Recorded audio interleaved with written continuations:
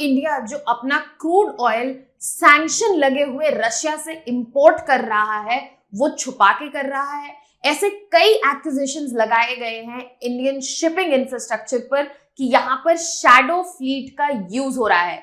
आखिरकार क्या है shadow fleets? Hello students, welcome to Chahal academy. My name is Shubhangi Singh और आज हम बात करने वाले हैं कि क्यों इंडिया को एक्यूज किया गया है कि वो होस्ट कर रही है शैडो फ्लीट सैंक्शन से बचने के लिए, और अब इस टॉपिक के सारे डिमेंशन समझने की कोशिश करेंगे। ऐसी और जानकारी और वीडियोस के लिए you can subscribe to our YouTube channel. Now moving ahead, biggest festival of Diwali is here. यहाँ पर चहल एकेडमी जो है हेवी डिस्काउंट्स लेके आया है ताकि स्टूडेंट्स अपनी इस दिवाली पर प्रेपरेशन को एनरिच कर सकें। Where UPSC IS online live foundation batch is available at ₹49,999 and UPSC IS recorded foundation batch is available at 19,999।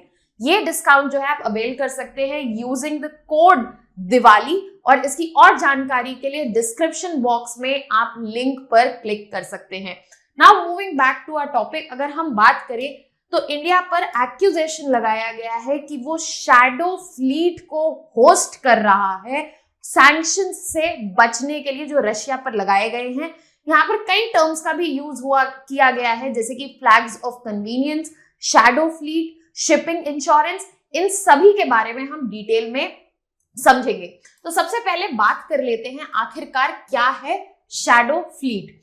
अब यहाँ पर अगर शैडो फ्लीट की बात किया जाए तो ये कॉन्वर्सेशन में इसलिए आया है क्योंकि रशिया यूक्रेन कॉन्फ्लिक्ट के बाद कई वेस्टर्न मीडिया आउटलेट्स जो है उन्होंने रेफर किया है कि शैडो फ्लीट्स का इस्तेमाल हो रहा है। मतलब ऐसे कई टैंकर शिप्स हैं जो ट्रांसपोर्ट कर रहे हैं क्रूड ऑयल और ऑयल प्रोडक्ट्स उन नेशन से जहां पे सैंक्शंस लगे हुए हैं, और इनको छुपा के किया जा रहा है।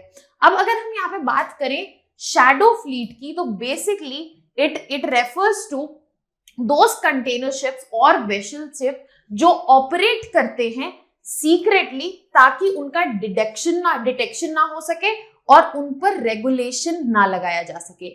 ऐसे जो वेसल्स हैं और टैंकर शिप्स हैं ये ऐसी एक्टिविटीज में इन्वॉल्व होते हैं जिनमें इंटरनेशनल सैंक्शंस लगे होते हैं, जैसे कि ऑयल ट्रांसपोर्ट करना उन कंट्रीज पे जहां पर अभी सैंक्शंस लगे हुए हैं, जैसे कि ईरान, रशिया और वेनेजुएला। नाउ यहाँ पर जब हमने समझ लिया कि शैडो फ्लीट है क्या, तो यहाँ पे ये भी जान लेते हैं कि सैंक्शंस जो लगते हैं उनके प्रोसेसेस और मैकेनिज्म क्या होते हैं। अब यहाँ पर यूएस ने सैंक्शन लगाए हुए हैं कंट्रीज जैसे कि रशिया पे, तो यूएस जो है ऐसी एंटिटीज, कंपनीज और इंडिविजुअल्स को भी इन्वेस्टिगेट करती है जो इन सैंक्शंस को ब्रेक कर सकते हैं। यहां पर यूएस में अगर किसी तरह के भी एसेट्स हैं इन कंपनीज के तो उनके अकाउंट्स फ्रीज किए जा सकते हैं, क्रिमिनल चार्जेस प्रेस किए जा सकते हैं, और ये जो सैंक्शंस हैं इनकी स्पेसिफिक लिमिट लगी होती है। जैसे कि यहां पर अगर देखें तो जो प्राइस है जिसपे रशिया सेल कर सकता है अपना crude oil to $60 a barrel, यहां पर जब करंट मार्केट प्राइस जो है उसके मुकाबले ये $15 ज्यादा है। अब यहाँ का होलसेल पर्पस क्या है कि जो रशिया के प्रॉफिट्स हैं ऑयल सेल से वो कम हो जाए, वो डिप हो जाए, ताकि इसको जो वो यूज कर रहा है अपने वॉर को फंड करने के लिए उसमें कमी आए और ये फंडिंग जो है वो बेसिकली कम हो जाए। अब यहाँ पर एक इंपॉर्टेंट फैक्टर आता है शिप इंश्योरेंस का। अगर शैडो फ्लीट ऑपरेट हो रही है तो यहाँ पे शिप इंश्योरेंस कैसे इंश्योर हो सकता है, कैसे जा सकता है। एग्जाम्पल के तौर पर टर्की अगर हम देखें जो कि नाटो का एक मेंबर है, वो काफी ज्यादा इन्वॉल्व है in the trading of Russian oil. तो यहाँ पर अगर कोई टर्की की ओन्ड शिप ट्रेड करती है ऑयल अबव $60 अ बैरल, तो यहाँ पर उसका जो प्रोटेक्शन एंड इंडेमनिटी का इंश्योरेंस है जो कि एक्चुअली लंदन से मैनेज होता है, वो यहाँ पर यूएस को लेवरेज देती है। लेकिन इससे बचने के लिए मैनेजमेंट जो है वो शिफ्ट किया जा सकता है किसी दूसरी यूरोपियन कंपनी पे जहां पे P&I that is protection and indemnity का कवरेज मिलता है। इससे जो शिप है वो अपना ऑपरेशन कंटिन्यू कर सकती है, सेम ओनरशिप के साथ, बट यहाँ पर मैनेजर जो है शिप इंश्योरेंस का वो बदल जाएगा। कई ऐसी कॉर्पोरेशंस जो है जो लार्ज फ्लीट्स ऑपरेट करती हैं, वो ऐसी शेल कंपनीज बना लेती हैं जहां पे सिर्फ शेल कंपनीज 2 या 3 शिप्स ओन करती हैं, और यहाँ पर एक्चुअल ओनर जो उस फ्लीट का है या उस कंपनी का है उसको आइडेंटिफाई करना मुश्किल हो जाता है। साथ ही साथ कुछ ऐसी शिप्स भी देखी गई हैं जो कि रजिस्टर होती हैं अलग ज्यूरिसडिक्शन में, बट कंप्लाई नहीं करती हैं रेगुलेशंस के साथ, जैसे कि एस्टावनी। अब यहाँ पर एस्टावनी जो है सिग्नेटरी नहीं है आईएमओ का, एंड इस वजह से ये फ्लैग ऑफ कन्वीनियंस बन गया। अब यहाँ पे एक सवाल उठता है कि फ्लैग ऑफ कन्वीनियंस क्या है। बेसिकली ये उन कंट्रीज की बात हो रही है जहां पर फ्लीट जो है रजिस्टर्ड है किसी और कंट्री के नाम पे, एक्सेप्ट जहां पे इसका ओनर रहता है। लेट्स जस्ट से जो ओनर है that is the resident of Singapore, but यहाँ पर जो रजिस्ट्रेशन है वो ऐसी कंट्री में है जहां पर नॉर्म्स जो है, रेगुलेशंस जो है रिलैक्स्ड है, for example Panama. So flags of convenience को यूज करके यहाँ पर आईएमओ का सिग्नेटरी ना होने की वजह से सम शिप्स जो है ऑपरेट करती हैं ऐसे ज्यूरिसडिक्शन में जहां पे वो सेफली अपने ऑपरेशंस कंटिन्यू कर सके। अब सीधे आ जाते हैं कि एलिगेशंस क्या लगाए गए हैं इंडिया पर। सबसे पहले ये तो विजिबल बात है कि इंडिया के जो इकोनॉमिक टाइज हैं रशिया के साथ वो कंटिन्यूड है, और इंडिया का इंपोर्ट जो है रशियन ऑयल का वो बढ़ता जा रहा है सैंक्शंस लगे होने के बावजूद। इस वजह से कंसर्न्स दिखाए गए हैं वेस्टर्न पावर्स के द्वारा। अब ये जो डुअल अप्रोच है इंडिया की, वो कॉम्प्लिकेट कर देती है इंडिया का फॉरेन पॉलिसी का मैनेजमेंट, और साथ ही साथ इसका जो रिलेशनशिप है यूएस और रशिया के साथ दोनों।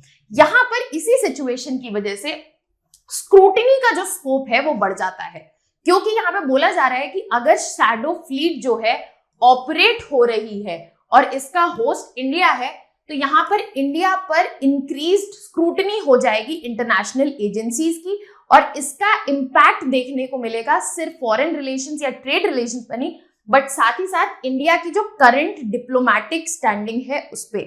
साथ ही साथ जरूरी ये है कि एक स्ट्रैटेजिक बैलेंसिंग एक्ट लाया जाए कि इंडिया को ये नेविगेट करना है ये एनर्जी सिक्योरिटी को इंश्योर करते हुए, ताकि वो जियोपॉलिटिकल प्रेशर्स और जियोपॉलिटिकल इश्यूज जो हैं उनको भी साथ में मैनेज कर सके, ताकि यहाँ पे जो एंगेजमेंट है सिर्फ रशिया के साथ नहीं, वेस्टर्न नेशंस के साथ भी कॉन्टिन्यूसली मेंटेन रहे। अब अगर हम बात करें तो इसके क्या इम्प्लीकेशंस हैं इंटरनेशनल मैरीटाइम लॉ के हिसाब से। सबसे पहला इम्प्लीकेशन जो है ये है कि सैंक्शन का इवेजन देखने को मिल सकता है। अगर शैडो फ्लीट्स बढ़ती जाएंगी तो इसका मतलब है जो सैंक्शंस लगाए गए हैं उनको मैनेज करने में काफी बड़ा चैलेंज आएगा, क्योंकि शिप जो है फ्लैग्स ऑफ कन्वीनियंस यूज करती हैं और अपने फ्लैग्स चेंज करती हैं, तो ओनरशिप का पता करना, उसका ओरिजिन कहाँ है, काफी मुश्किल हो जाता है, और इसकी वजह से इलीगल एक्टिविटीज में भी बढ़ावा देखने को मिलता है। इसके अलावा लीगल एम्बिग्विटीज जो हैं वो बढ़ती हुई दिख रही हैं। फ्लैग्स ऑफ कन्वीनियंस को यूज करके वेसल्स जो है ऑपरेट करती हैं ऐसे ज्यूरिसडिक्शन में जहां पर रेगुलेशंस कम है, इंटरनेशनल मैरीटाइम लॉ जो है या नॉर्म्स जो है उनको अंडरमाइन करते हैं, और साथ ही साथ लीगल फ्रेमवर्क्स जो हैं उनको भी फ्लाउट करती हैं। इसके अलावा रेगुलेटरी चैलेंजेस देखने को मिल रहे हैं इंटरनेशनल मैरीटाइम लॉ में। जो ट्रेडिशनल एनफोर्समेंट का मैकेनिज्म है, फ्रेमवर्क है, वो इस वक्त स्ट्रगल कर रहा है, क्योंकि ये जो मैनेजमेंट है वो काफी डिसेंट्रलाइज्ड है और यहाँ पे ट्रांसपेरेंट नहीं रह गया है ग्लोबल शिपिंग का नेचर। अब वो ओपेक हो चुका है, पता नहीं चल रहा है कि ओरिजिन कहाँ है इस वेसल का और लीगल एनफोर्समेंट कैसे हो रेगुलेशंस का। इसी वजह से जो एग्जिस्टिंग लॉज हैं जिसमें प्राइम है इंटरनेशनल मैरीटाइम लॉ, उसकी इफेक्टिवनेस पर भी सवाल उठ रहे हैं। अब इससे ग्लोबल ऑयल ट्रेड पर क्या इंपैक्ट पड़ सकता है? सबसे पहले मार्केट डिस्टॉर्शन हमें देखने को मिल सकता है। अगर शैडो फ्लीट्स जो है वो ऑपरेट करती रहेंगी तो प्राइस डिस्टॉर्शन होगा ग्लोबल ऑयल मार्केट में, क्योंकि सैंक्शंस से अगर बच के यहाँ पर फ्लीट्स जो है रशियन ऑयल को सेल कर पा रही हैं सैंक्शंस प्राइस के अबव, तो यहाँ पे सप्लाई और डिमांड का जो डायनामिक है बैक हैंड से इफेक्ट होगा और मार्केट में डिस्टॉर्शंस हमें देखने को मिलेंगे। इसके अलावा सप्लाई चेन में बहुत सारे रिस्क भी इन्वॉल्व हैं। अगर शैडो फ्लीट्स का इन्वॉल्वमेंट है तो यहाँ पे एक अनसर्टेनिटी बनी रहेगी ग्लोबल सप्लाई चेन्स में, जिसकी वजह से जो कंट्रीज डिपेंडेंट हैं स्टेबल ऑयल सप्लाईज पर, उनको रिस्क फेस करना पड़ेगा लीगैलिटी का और एथिकल सोर्सिंग का। उनको ये प्रूफ करना पड़ेगा कि ये जो प्रॉपर सप्लाई है वो कहाँ से आ रही है और उसकी लीगैलिटी को प्रूफ करना पड़ेगा। इसके अलावा कंपटीशन में भी बढ़ोतरी देखी जाएगी। नेशंस जिनके पास शैडो फ्लीट ऑपरेशंस यूज किए जा रहे हैं उनको फायदा मिलेगा कॉम्पिटिटिवली ग्लोबल इकोनॉमी में, और इससे जो इंटरनेशनल सैंक्शन का ऑब्जेक्टिव है ताकि रशिया का रेवेन्यू जो लिमिट हो जाए वो भी फुलफिल नहीं होगा। तो यहाँ पे इफेक्टिवनेस जो है सैंक्शंस की वो खत्म होती हुई दिख रही है। ये जो फिनोमिना है शैडो फ्लीट का वो बहुत ही सिग्निफिकेंट चैलेंज जो है पोज करता है, सिर्फ इंटरनेशनल मैरीटाइम लॉ को नहीं बल्कि ग्लोबल ऑयल मार्केट को भी। Even if India is being accused of operating shadow fleets, इसका इफेक्ट सिर्फ इंडिया नहीं बल्कि ग्लोबल इकोनॉमी पे देखने को मिलेगा। साथ ही साथ अगर इंडिया का ये यूसेज है तो इसके इम्प्लीकेशंस जो है मल्टी डिमेंशनल हैं। ये इंडिया की फॉरेन पॉलिसी के साथ डिप्लोमेटिक स्ट्रैटेजी और इकोनॉमिक स्ट्रैटेजीज पर भी इफेक्ट डालेंगी।